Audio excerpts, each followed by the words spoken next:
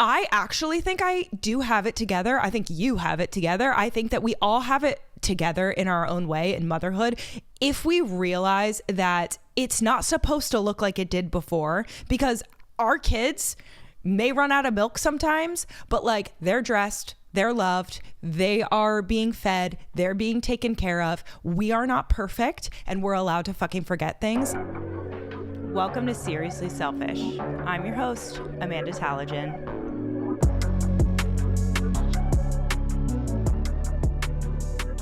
Welcome back to Seriously Selfish. Guys, it was my birthday over the weekend. I don't really have a plan, like just to tell you where I'm at this week. Last night at 7 o'clock, while my child was screaming for a baba, I realized we had no milk. That's how this week began. That's how Monday started. And I became a track star and had to run to the grocery store and get milk. And, you know, it was one of those moments where you're like, fuck. And my extra supply of milk was all expired as well. Like the milk was expired in the house. He was a good sport about it though. I'm not going to lie. He was a good sport about it. And I posted a TikTok about it, and, people were commenting and they were like, when you see a person running around with a gallon of milk, you know what the fuck is up and you let them cut the line. And let me tell you, there were 3 people who were like, go honey. And I was like, thank you, because someone is screaming at home and I got to get them this. It's just like these really universal parenting experiences that you're like, wow.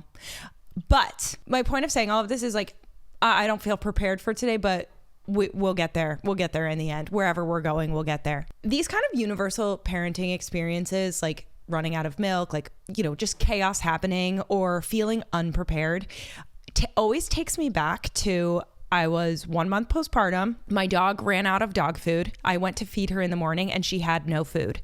And I remember calling my mom and I was like, I will never have my life together again. It was like so much shit was crashing and burning, but the dog food is what sent me over the fucking edge. Hysterical tears, shaking, screaming, crying, throwing up, literally. And I was like, I will never have it together. I was the girl who had the backups. I was the girl who had it together all the time. And it was so interesting how I viewed myself. Like in that moment, I felt like just this blob who knew nothing, could do nothing, and was just like fucking everything up. And I was looking at like my pre-baby self. Wow, my dog is going to send me over the edge. Can you sit down, please? She is clicking around this house. This is the kind of stuff that actually people are like, do you ever get overstimulated? Yeah. It was really weird because like freshly postpartum me was looking at my pre-baby self like she had it all together or something, which like I totally didn't. I just had way more time. And I feel like me in that super vulnerable state, like I was looking back at like me like 6 months prior or whatever and being like, that girl had it all together, da da da da da. Now at this point in time, I like last night running out of milk, I was like laughing. It was funny. Who gives a fuck? You know, people run out of milk all the time. I just think that I had to get comfortable with the idea that I had it all together before I had my son all together. I, you know, take it for what it is. But like, I was really one of those people who was like very sharp, very on point. But that's because if I wasn't, then what the fuck are you doing? I really had very minimal responsibilities. I needed to be at work on time. I needed to have food in my house. I needed to like be a good friend and like be available to people and like try and be educated and grow myself as a human being. But at the end of the day, like I was taking care of myself and solely myself. I actually think I do have it together. I think you have it together. I think that we all have it together in our own way in motherhood if we realize that it's not supposed to look like it did before, because our kids may run out of milk sometimes, but like they're dressed, they're loved, they are being fed, they're being taken care of. We are not perfect and we're allowed to fucking forget things. And I think that me just like taking the severity out of everything has allowed me to find so much humor in my life, because you know what? It's really fucking funny to see a woman in a really crazy outfit that she wasn't preparing to leave the house in, running around with a gallon of milk like her life depends on it. That's hilarious to me. And I didn't feel like someone who didn't have it all together. I just was like, wow, this is funny. Haha. You know what I mean? And The only way I could get there is just realizing that it's not my responsibility. My husband didn't fucking remember we didn't have milk. He didn't check to see if it was expired. And that's my whole MO. This isn't a blame, but like, these are two parents in the house. He works from home. He knew we didn't get groceries for the week either. So when I went upstairs and I said, the milk's expired, he said, how could that happen? I said, because you didn't check, and neither did I. But it's true. Like, we blame ourselves so much, and we hold ourselves to the standard of like, we're supposed to have all of these things taken care of. Do you think that my son is going to remember in 20 years that one night we didn't have milk in the house, or many nights like I had to run out and get milk? No. You know what he's going to remember? That he got to read extra books with his dad while his mom ran around and got milk, and she came back a little sweaty. That's all he's going to remember, because it's not that fucking serious.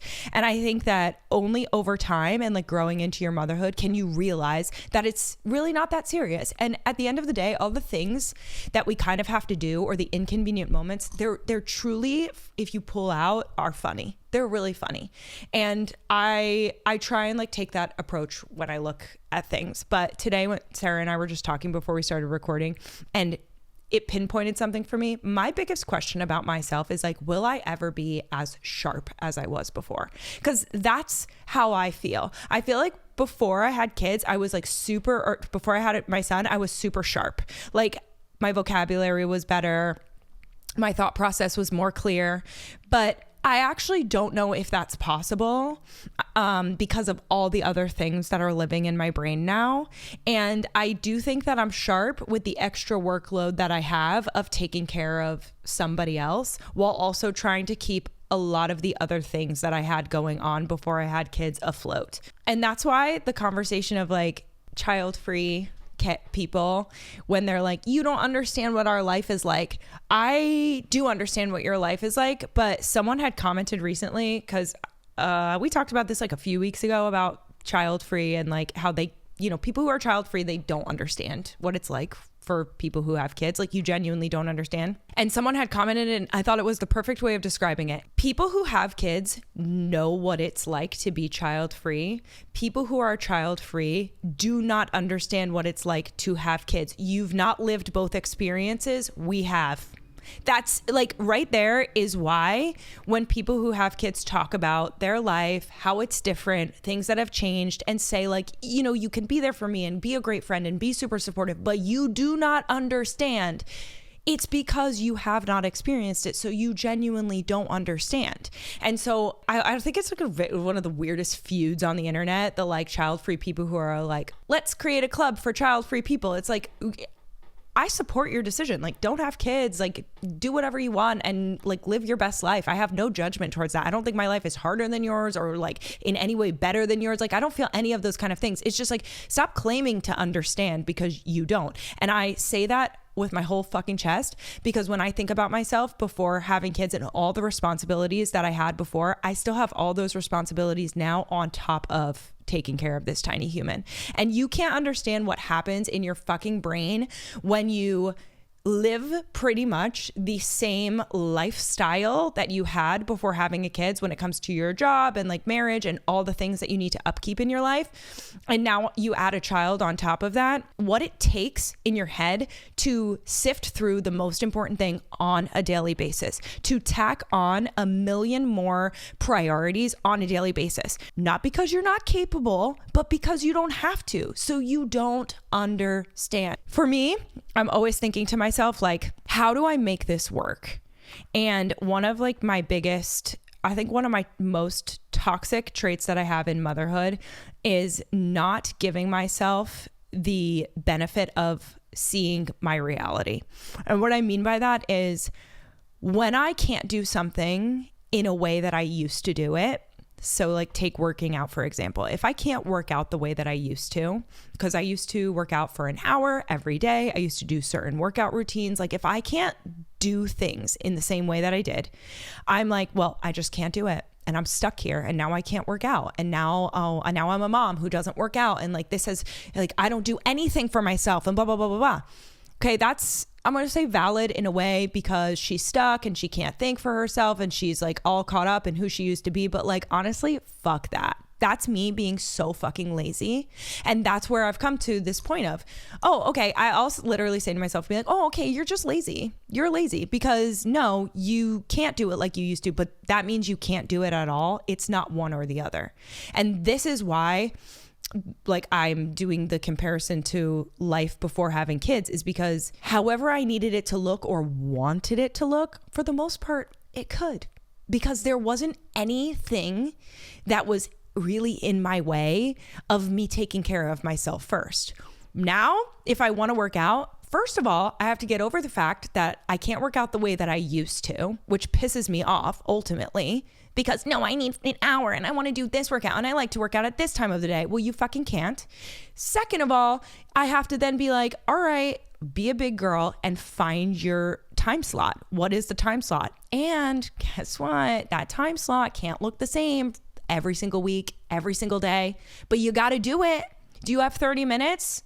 Do you have outdoor space around you? Yeah, you can fucking work out. And that's like where I've had to get with myself. And I'm a little mean to myself. I feel like I'm way nicer to you guys and like everybody else than I am to myself, but that's how I have to talk to myself. It's like this morning was one of those mornings. That child was up at the butt crack of dawn. Don't ask me why. I've been trying to get up earlier than him and work out, and it's been going great. Today he didn't. And I was like, fuck, now I can't work out. No, you can work out. It's just not going to be at that time. And now you need to be really tight with your time. And you're not going to do a HIIT workout, but you can walk on the walking pad and you can go outside for 40 minutes and you can answer the emails that you need to answer anyway. Why do you need to sit stagnant and answer those emails? Why can't you walk and answer those emails? He's at school. Oh, right. Yeah. I can't make excuses for myself. But also, I think it's just hard to let go of the way we want it to look, the way it used to look. And just we feel down on ourselves when we can't recreate this same life and these same patterns that we used to live into, when we aren't supposed to be doing that. We're not supposed to be doing that. Like, your life is supposed to change. And I think that's the part that I'm trying to get really comfortable with. Especially now, you know, he's 2 and some, and sometimes I'll say to myself, I'm like, if you don't have it together now, you're never going to have it together, because like, what are you talking about? Like, you should be adjusted by now. And I think that in so many ways I am. And I think anybody on the same time frame as me, in so many ways we are, obviously, because we've found joy, we're figuring out how to do it. But I think there's that little hiccup that I experience a lot, which is this comparison to the way I did things before. And I really hate it, because we are not the same people and we don't have the same resources, which also is the same as comparing myself to other people who have different resources than me in this same chapter of life. Like, I view me pre-kids in the same way I view some like unattainable lifestyle that some influencer has on the internet, because like, I can't do what she was doing. She was doing whatever the fuck she wanted at the end of the day, which like slay. She had an amazing time, but like, I can't do whatever the fuck I want. If I genuinely want to do whatever I want for a day, do you know how much I'd have to organize? And like, when I say a day, I'm talking like maybe I'd get 4 hours of uninterrupted time. But like, I'd have to organize a lot of things. And then, biggest plot twist of all, I'd be like 2 hours in and be like, I wish I was hanging out with my son. Because that's the truth. That's what happens to me. The other night, Jazz was sleeping at my mom's, and I was like, all week, I'm like, oh yes, I'm just gonna sleep at my mom's. So I was gonna sleep at my mom's. Like, ooh, nice.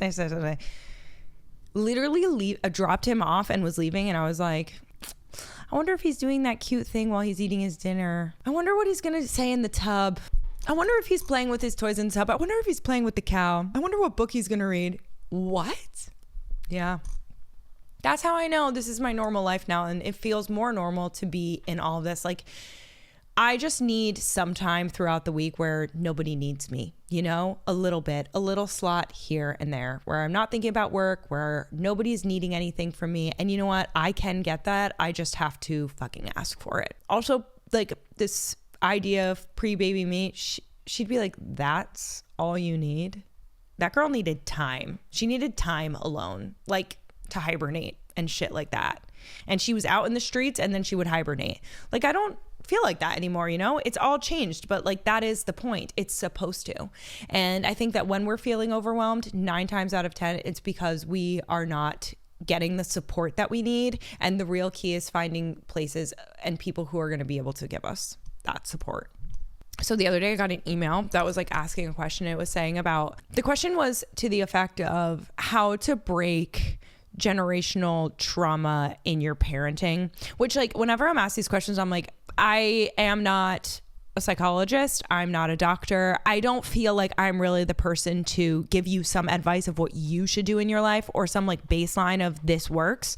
I'm just going to tell you some of my experiences that I've been having recently that I think are helping me to understand the importance of giving this so much importance and also the overwhelming nature of it all.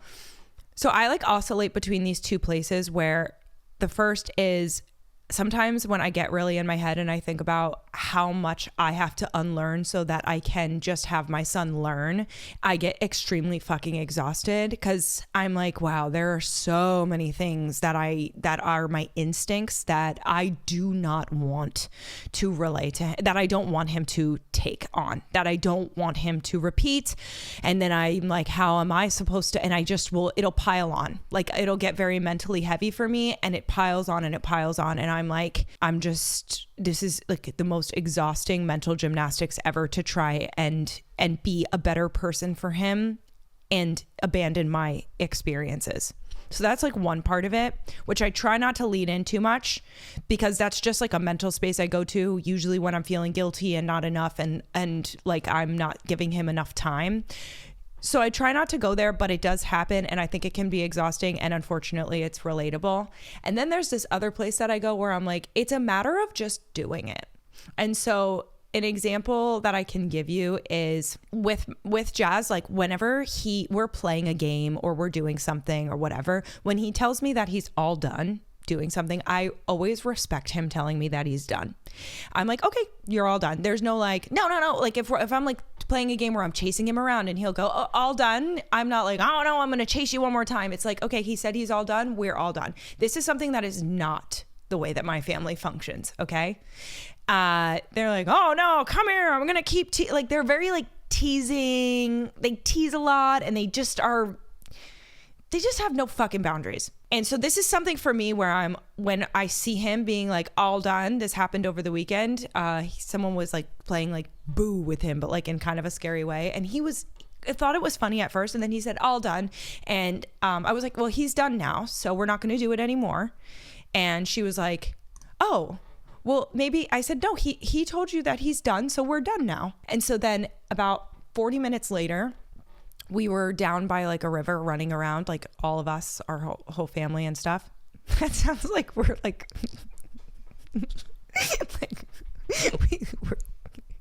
I don't know why when I said that, it sounds like we're all naked, like bathing in the river. No, we were on a family bike ride and we had paused and we went down to the river to like throw rocks and whatever. I just made that into a thing in my head. That was a lot funnier for me than it was for you, wasn't it? I'm sure. Anyways, I was throwing rocks and we were having a great time and it was time to then continue the bike ride. And I looked at him and I said, you can throw it one more time and then we're all done. And he said, okay. And he threw it one more time and then he looked at me and he said, all done? I said, yeah, all done. We're going to head back up to the bikes. And he said, okay. And he started heading back to the bikes. And a few people looked at me and they're like, I cannot believe that he listened to you like that. And I said, he doesn't listen to me all the time like that, but he respects the idea of something being over. Because when he says something's over that he doesn't want to do anymore, we respect him. And so like when I think about it in those simple of terms, he is respected, so he has respect. When he says something is over, we don't force him, we don't push him, we end it, and so he does the same. It's like nature. Like if you're nice to me, I'm going to be nice to you. Do you know what I mean? And so as much as I can feel like it's really complicated to unlearn all of these things because, you know, being able to respect him in that way, like that's not how I was treated growing up. Like we were not in charge. Kids aren't in charge. Kids don't dictate if it's over. Kids don't dictate the time. They don't dictate this. Like we're leaving. You don't get the like, you can do it one more time and then we're going to head out. Like was not this even exchange of respect. And so I feel like as complicated as it is to unlearn those things, when I see that in action And the same people who are like, she doesn't hit him, be like, wow, I can't believe he listened to you. I'm like, yeah, that he listens to me because I fucking listen to him, because we're all human beings, because children are human beings. They're just really tiny ones, but they deserve so much respect. And so the unlearning process has become easier for me because my baseline that I try and live into is what I'm doing going to serve him later in his life? So recently we started doing resets, timeouts, and they're working quite well. Honestly, like, he's throwing a fit. He's not listening. I remove him from the environment. I'm like, come on, let's go sit down. We're going to have a little reset. We're going to breathe. He knows. He'll be like, chair. I'm like, yeah, you're going in the chair. We're going to sit down. But this isn't a punishment. This is just you're overwhelmed, and it's okay to be overwhelmed, but we got to get ourselves calmed back down so we can go have some fun. Like, I'm not like, sit down in the chair. No, it's like, we got to step away. Do you know how fucking powerful it would have been for me in my life to be able to do that on my own? To be like, wow, I'm super fucking overwhelmed right now. I need to take 5. Or be in a work situation where I feel my whole body getting so hot and I'm being pounded with questions or being told that I need to do something, and I feel completely disrespected, and either then smush myself down and agree to something that I don't want to do, or I act out of character in an aggressive way in a work environment, where if I would just be like, hey, yeah, give me a few seconds to think about this. I'm just going to run to the bathroom. Like, oh my God, you can exit a situation that's fucking stressful. Who would have thought? Yeah, that's an amazing life skill to have. So no, I'm not looking at it like I'm putting him in timeout to punish him. I'm looking at it like, you're going to have a reset right now, because later on in your life, you are going to be so grateful that you started to understand that you have the ability to walk away from a situation that's stressful for you, not because you're ignoring it, but because it's okay to just like get your peace back to then re-enter the situation.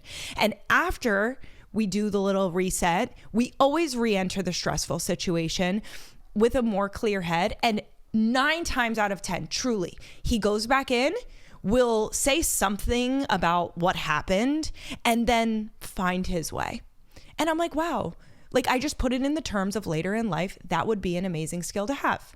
Same with like having disagreements with people in front of him. Like, I have disagreements with my mom sometimes in front of him, or with Dimitri or my sisters or whatever, and things get a little bit like louder. We're loud people. I don't consider it yelling. No one's screaming or swearing at each other, but like, we are loud people. And so I will look at him like, I grew up in a house where it was like, we're not fighting. We're just talking. Grown-ups are talking. Don't worry. Everything's fine. Which made me extremely volatile and also really worried that bad things were happening that I didn't know, and it made me super suspicious. Whenever I talk about my childhood, I also have to say the disclaimer, no shade. Everyone did the best that they could, okay? I'm just doing things differently. But it made me very anxious. It made me a really anxious person because I could tell that something wasn't right, but no one would explain it to me. So in our house, we have disagreements because disagreements are healthy, because part of life is not agreeing with everyone or only being around people who agree with you all the time. It's important to see different points of view. It's important to stand up for your point of view, but also be open to hearing somebody else's.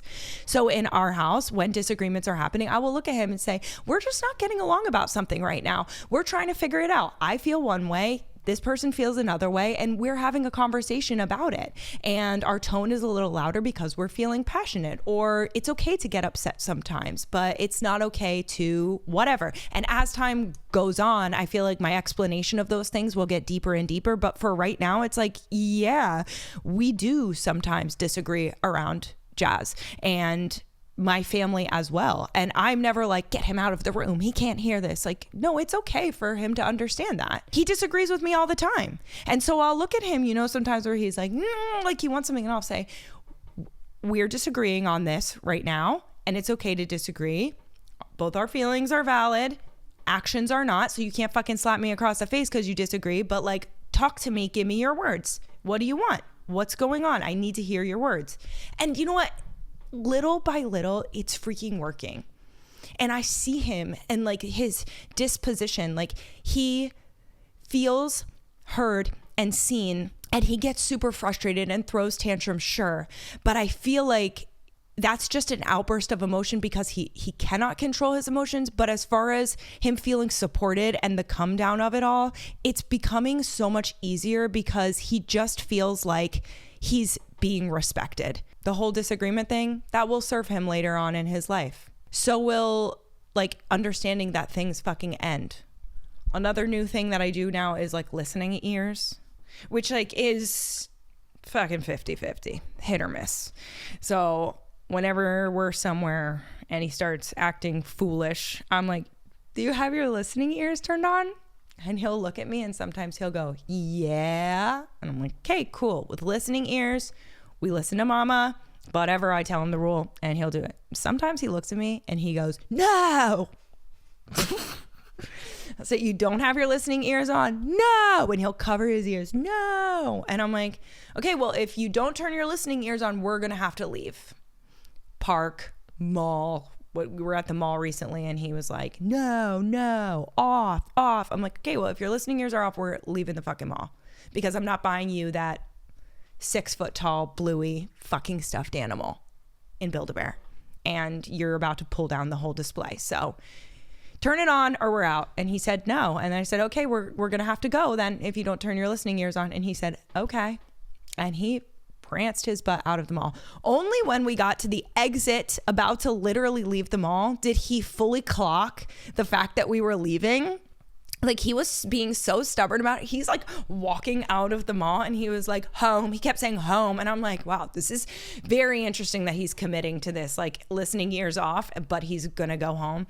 And then as soon as we started to leave the mall, he was like, lost his shit. Full blown on the ground, licking the floor like a dog in the mall. And I'm just like, wow, that was such a delayed tantrum. Like he was really committed. This is very new, like 2 vibes too, where like he gets so stubborn that he commits for kind of an extended period of time. Like it was like an 8-minute walk and then he fucking lost it. And so I was like, what's wrong? And he was like, booey, mall. And he was like, home. And I'm like, do you want to turn your listening ears on and stay at the mall? And he was like, on. So then we stayed at the mall. But like, that was, for me, I'm like, these kind of situations, I just feel are so much more approachable for me and easy to handle. Like, all I want is 3 things. 1, I want him to know that when I say something, I mean it. So even if it's inconvenient for me to leave somewhere or I don't really want to leave, we're fucking leaving if you're not going to listen. The other thing is that I want him to feel respected by me, and I want to really try and hear him and meet him where he is as much as I possibly can. So like putting him in environments that are safe and easy for him to be able to express himself in and just live a very child-friendly lifestyle right now as much as I can, because I know that serves him and allows me to respect the way he wants to live, you know, than trying to bring him into my world, meeting him in his. And the last one, I fucking knew this was gonna happen. Oh, this is what I mean. It's like all in here, but it's not fucking sharp. It's so foggy. And the last one is trying to, with every action that I take, thinking to myself, is this genuinely something that could benefit him later in his life? Is the way that I'm teaching this or explaining this or this lesson or the way I'm going about this something that when he is older, can he use it? That's kind of where I'm at with all of those things, which I think have created for me to be less heady about, am I breaking generational trauma? Am I actually doing what I need to do to like not live into those things? Am I going to fuck him up or whatever? And just given me my own style of parenting. I don't know what you would call that. I don't know how you would define me. I've talked about parenting styles before. I think they're great reference points, but as far as me defining myself, probably never going to happen. I mean, it's just not the way that I live my life. I pull and pick and choose and kind of find my way. But that's what I want.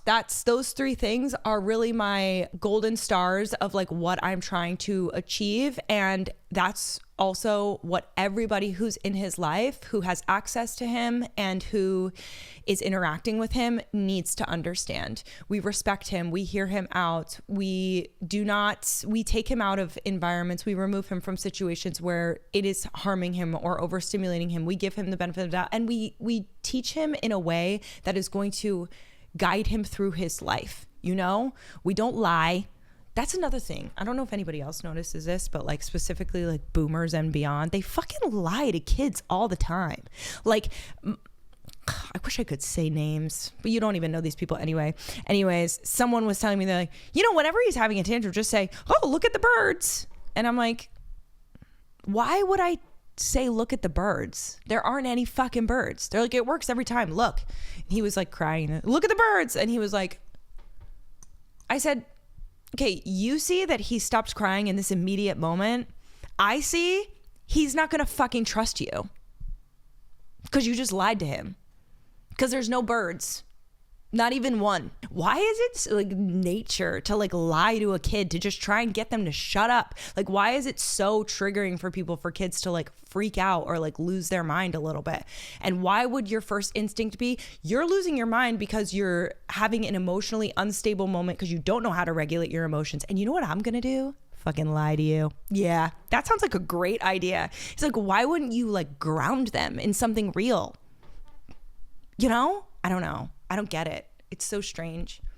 The point is, I think all of these things create for it to be like really draining to try and be better than the way that we're taught. Like, do you know, it's so easy. Like, I always say this, like, just how easy it is sometimes to be a shitty person. When you're trying to be good and better and evolve yourself beyond your instincts, it takes a lot of energy.